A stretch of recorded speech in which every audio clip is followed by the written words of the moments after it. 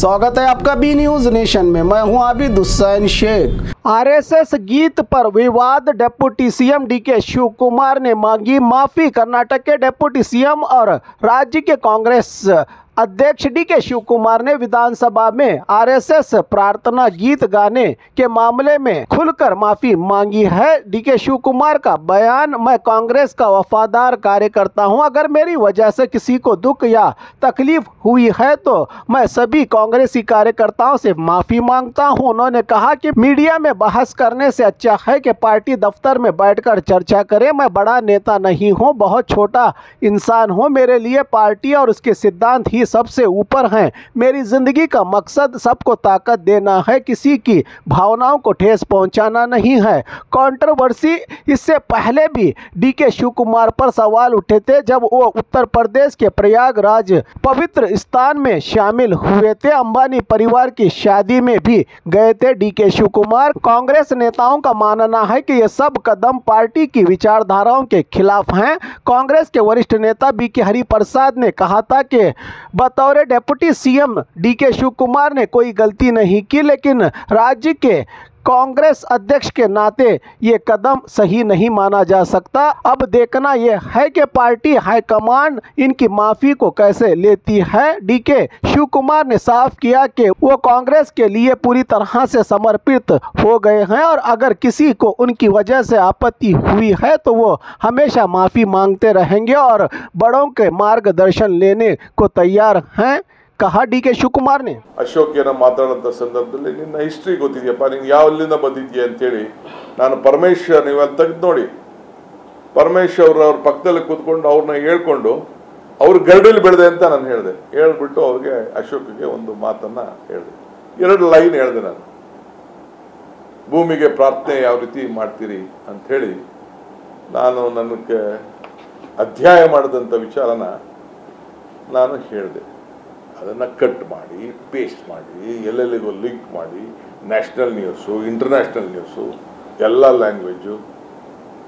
ನಾನು ಮೊನ್ನೆ ಬಿಹಾರ್ಗೆ ಹೋದಾಗ ಕೂಡ ಕೆಲವರು ಕೇಳಿದ್ರು ನನ್ನ ಫ್ರೆಂಡ್ಸು, ನನ್ನ ಸೀನಿಯರ್ ಲೀಡರ್ಸ್, ನಮ್ಮ ಪಾರ್ಟಿ ಲೀಡರ್ಸು. ಭಾಳ ಸಂತೋಷ, ಭಾಳ ದೊಡ್ಡ ದೊಡ್ಡ ಅಡ್ವೈಸ್ಗಳೆಲ್ಲ ಮಾಡಿದ್ದಾರೆ. I am not bigger then anyone, ನಾನು ಭಾಳ ಚಿಕ್ಕವನೇ ಇದ್ದೇನೆ, ಅವ್ರಿಗಿನ್ನ ಅಷ್ಟು ದೊಡ್ಡವನಿಲ್ಲ. ಬನ್ನಿ ಕಾಂಗ್ರೆಸ್ ಆಫೀಸ್ಗೆ ಬನ್ನಿ, ಮೀಟಿಂಗ್ ಕರೀರಿ, ಕೇಳೋಣ, ಚರ್ಚೆ ಮಾಡೋಣ. ಕೆಲವು ಏನೇನೋ ಸಲಹೆಗಳು ಕೊಟ್ಟಿದ್ದಾರೆ. ನಾನು ಖಂಡಿತ ನಿಮ್ಮ ಸಲಹೆಗಳನ್ನು, ಒಳ್ಳೆಯ ಸಲಹೆಗಳು, ನಾನು ಯಾರಿಗೇನು ದೊಡ್ಡವನಲ್ಲ. I don't want to, my life is there to give strength to everyone. ಎಲ್ಲರ ಕಷ್ಟ ಕಾಲದಲ್ಲೂ ಕೂಡ I stood by them, still I will stand by them. Whatever the position is there, whatever I will be, whatever I may not be, whatever I will become, whatever not become, that is not important.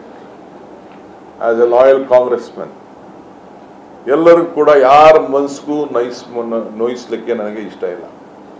ನನ್ನ ಜೀವನ ನಿಮ್ಮಗಳ ಬದುಕಿಗೆ ಒಂದು ಅಡಿಪಾಯ ಆಗಬೇಕು, ಒಂದು ಮೆಟ್ಲಾಗಬೇಕು ಅನ್ನೋನೇ ಹೊರತು ನಿಮ್ಮ ಭಾವನೆಗೂ ಕೂಡ, ಯಾರ ಭಾವನೆಗೂ ಕೂಡ ನಾನು ನೋವನ್ನು ಉಂಟು ಮಾಡಲಿಕ್ಕೆ ನನಗೆ ಇಷ್ಟ ಇಲ್ಲ.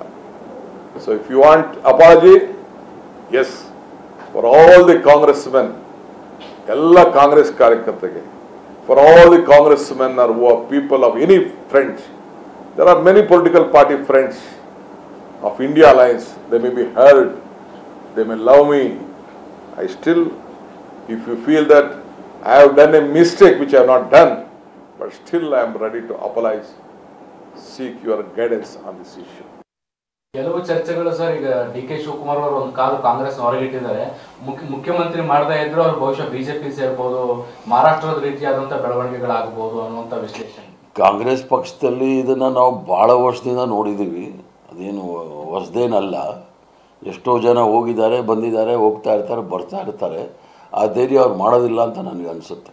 ಕಾಂಗ್ರೆಸ್ಸು ಕಚೇರಿ ನಮ್ಮ ದೇವಸ್ಥಾನ ಅಂತ ಪಾಠ ಆಡಬೇಕಾದ್ರೆ ಬಹಳ ದೊಡ್ಡ ಅನುಭವದಲ್ಲಿ ನಾನು ಮಾತಾಡಿರುವಂಥ ಮಾತು. ಮಹಾತ್ಮ ಗಾಂಧೀಜಿಯವರು ಈ ದೇಶಕ್ಕೆ ಸ್ವಾತಂತ್ರ್ಯದ ನಾಯಕತ್ವವನ್ನು ವಹಿಸಿ ಇವತ್ತು ನಮ್ಮ ಮಲ್ಲಿಕಾರ್ಜುನ್ ಖರ್ಗೆ ಸಾಹೇಬರು ಆ ಸ್ಥಾನದಲ್ಲಿ ಕೂತಿದ್ದಾರೆ. 100 ವರ್ಷ ಆಗಿದೆ.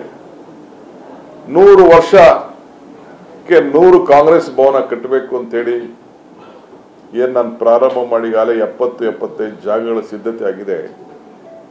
ನನ್ನ ಕಮಿಟ್ಮೆಂಟ್ ಇದೆಯಲ್ಲ, ಯಾರು ನನ್ನ ಕಮಿಟ್ಮೆಂಟು, ನನ್ನ ಇತಿಹಾಸ, ನನ್ನ ಇಂಟಿಗ್ರಿಟಿ, ನನ್ನ ಲಾಯಲ್ಟಿ ಕ್ವಶನ್ ಮಾಡಿ ಅನುಮಾನ ಪಡ್ತಾ ಇದ್ದಾರೆ ಅಂತಂದರೆ ಅವರಂಥ ಮೂರ್ಖರು ಏನಿಲ್ಲ.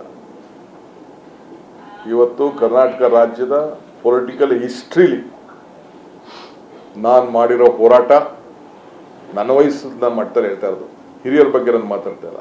ಮೈ age group from the days of my student life till today, no one can ಹತ್ರಕ್ಕೆ ಬರ್ಲಿಕ್ಕೆ ಸಾಧ್ಯ ಇಲ್ಲ. Just I would like to tell one thing, I don't want to hurt anyone.